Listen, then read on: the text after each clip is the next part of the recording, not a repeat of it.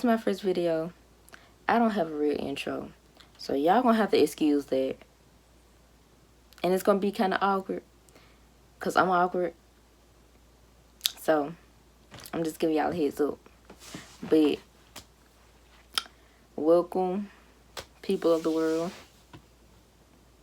My name is Amari Jackson. I'm 18. Anyways, I will do a video introducing myself. Even though that should be the first video that I do. Well, I'm going to make it second. I'm going to start y'all off with a story. Then I might get into introductions later. Okay? So, here we go. Okay.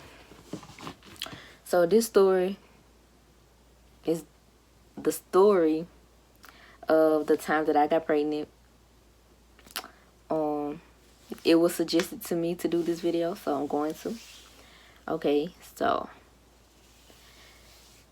I don't know. Okay, all right. Back in 2016, November 2016, I was doing things that I pressed my age shouldn't have been doing at the time. I was 15. I was 15 then. So, I was just getting into like going up, if you know what I mean. And so, around the first or second week of November, I was a fool when I let somebody talk me into doing something. And I don't really know. Should I take my glasses off? Okay, I'm just gonna stay. But I let somebody talk me into doing something that I shouldn't have done. And I trusted them, and it backfired, basically. Because, no, I didn't use protection. That's the one thing that I didn't do, and I should have.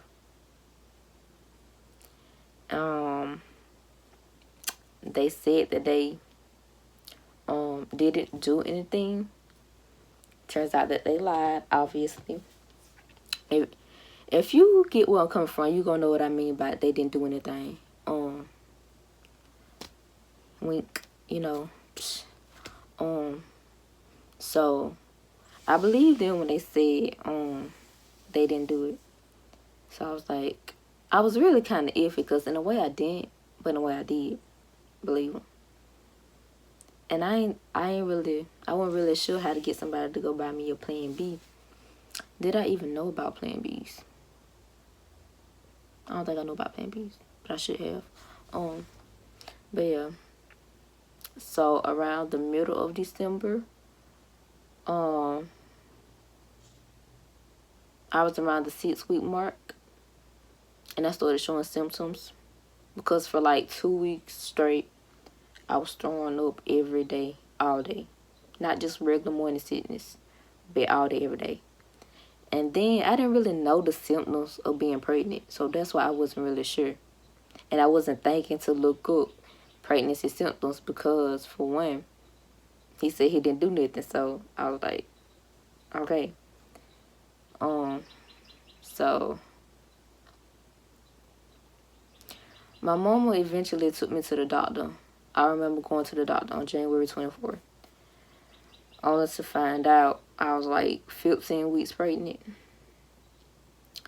But the day I found out, like, I went into the doctor's office with my mama. And you know, the whole process, they take your pee, they run tests. The doctor came in, asked me did I have sex.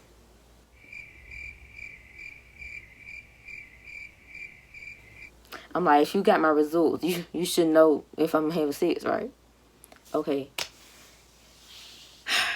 And so my mama was hurt and my daddy was hurt. Well, my daddy was hurt.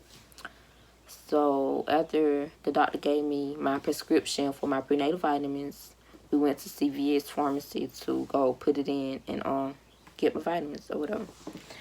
So while we was there, we sat in the store parking lot and we talked. And they were like, well, my daddy was like, because he was always so strict on me. Always. So a lot of times I had smoked and I did stuff. Like, because, like, he didn't really give me no freedom at the time. So he was like, you've been asking us to trust you. You've been asking me to trust you. And when I do decide to trust you, you do this. And I was like, he said he wasn't mad. He was just disappointed. And my daddy is not. You could see my dad. You were like, he not the type to cry. He ain't the type to cry. My daddy cried. And my mama was like speechless. Like, she didn't really know what to say. She didn't really have nothing to say for real. And I mean, later on, after that, we came back to my house and we talked, and they was like, so you made a decision and you got pregnant. Where do you want to go from here? What do you want to do? Do you want to have an abortion? Do you want to keep it? What do you want to do? And I said, I don't want to have an abortion, because at the time, that's not something that I believed in, or that's not something that I supported. So I was like, I'm going to have a baby, but I'm willing to give the child up, because I know that that child didn't ask to be here, or I may not be in the position to take care of that child, and I know it's going to be a lot on you. And I told them that's what I wanted to do. And they said, no, you're going to keep it. You're going to raise it. In a way, I understand it was like, okay, well, this is my child. I got pregnant. This is my responsibility. But also, I'm like, y'all asking me what I wanted to do, and y'all still decided that I should keep it anyways. And I'm 15, so I'm not finna go back and forth with my parents. No. So they said I'm keeping it, then I'm keeping it. But I'm like, that decision go on. I got a notification. Get hands stuff. But that decision gonna affect y'all just as much as it's gonna affect me. It's gonna affect y'all financially, because I didn't have a job. So I still don't have a job. But anyway, that's no subject. So yeah, we decided to keep her. So like I said, got pregnant in November. Then find out until January 24th. And in the time frame I was going to school in January, well, you know what? I think it was right after I found out. I hadn't told nobody. I told one person. And, or did I tell more people? I know for a fact I told one person. And she would not tell nobody. But I think people started like, because I was the type, I always wore a jacket. I always kept myself covered. Always. So unless people were paying like really close attention to me, or somebody that doctor office said something, people were slowly starting to find out that I was pregnant. And well, yeah, and they were kind of discussing, like having discussions about it. And one day, I remember where I was, but I'm not gonna be specific. But I was in a classroom, and it was like a whole group of people having discussion. I didn't hear it, but I was told something. So they was having a discussion about me, and am I pregnant, or is she pregnant, or how she got pregnant, or whatever they was talking about. It was dealing with me and my body. And I'm in the exact same classroom as them. So I'm like, y'all really want to ask me. Like, I'm really like a couple seats down from y'all. Y'all really could have asked me. But I'm not going to get into that either. But that was the end of my 10th grade year. Like, when I got pregnant. So, when I started showing, y'all know how females and other people are. They was like, ooh, Amaya, let me touch your stomach. Amaya, oh, let me touch your stomach. I like touching pregnant people's bellies. But y'all know when you get into high school, like, cause me, out of everybody, nobody expected me. And if you know me on a personal level, you know there was like a shocker to the whole entire world that I didn't even look like the type to have sex, honestly. But think that was like my second time having sex and I got pregnant.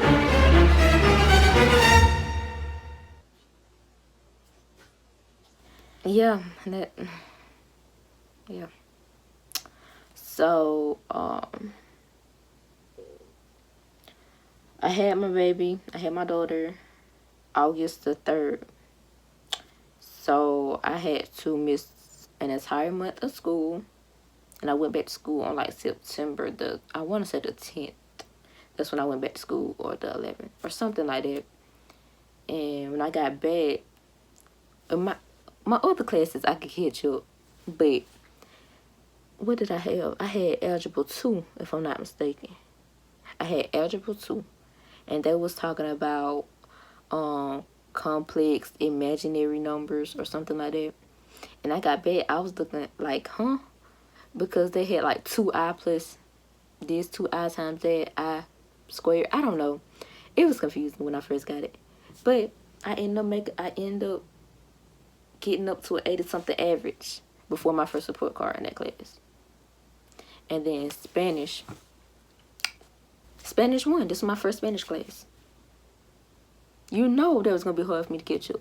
But guess what? I got back in school and I pulled it up to like an 80-something. I got an 80-something before report cards. So I only had 2 B's on my report card that year. But this ain't about my grades. This ain't about nothing. It was basically like me telling y'all the story of how I found out I was pregnant and like everything that came after that.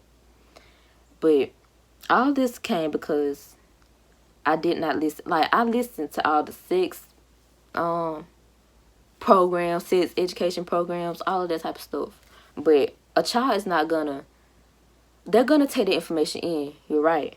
But as a female and being young, and when someone slightly older than you get into your head, like you don't even think about all that. You just like, he's talking real nice, you know, he's talking to me nice, like, as they say. So like, I let him get into my head, and I ain't gonna say he ruined my life because he blessed me with a beautiful child, but I'm the one dealing with the consequences, basically. So I just want to encourage y'all, like, listen to these programs. And I know, like, people are not going to listen, and they're going to, like, it takes them going through something like this in order to get them to learn. And take it from me personally, like, listen, be smart, practice safe sex. You know, I had all the opportunities in the world that was given to me. I was given programs after program. My parents taught to me, but I still made a decision on my own. And females, if you young, I'm 18 now, but if you like 15, 14, even 16, don't let no male that's older than you, or don't let no male, period, get into your head and influence you to have sex if you don't want to have sex. Don't let them do that to you, because you might end up in the same predicament as me. And if you do, always go, if you do have it unprotected, shoot, even protected, but if they say they didn't ejaculate in you, or, you know, that type of stuff, go find somebody that'll buy you a plan B. Go get you a pregnancy test. Now, it takes like a week or 2, but get you a pregnancy test. Like, but plan B works after like 1 or 2 days. So if you think he did something, that would be your best bet. Just go ahead and get a plan B. Get somebody to do that for you. But yeah, I hope somebody takes something from this story. I hope y'all enjoyed it. I told y'all I'm awkward, so, and y'all got to excuse my hand movements during this video because I'm nervous. This is my first video. I look a hot mess. I don't have nothing did to my hair. I got this big old glass. I'm roasting myself. Let me stop. But yeah, if you want to see more videos of me telling different stories, or if you want me to do Q&A videos or other stuff, comment some suggestions. Follow me on my social media accounts. You know, all that good stuff. And then I post what y'all want me to post. So I'll holler at y'all when I holler at y'all. Y'all have a magnificent day. Peace. Peter Pan, that's what they call me. I promise that you'll never be lonely.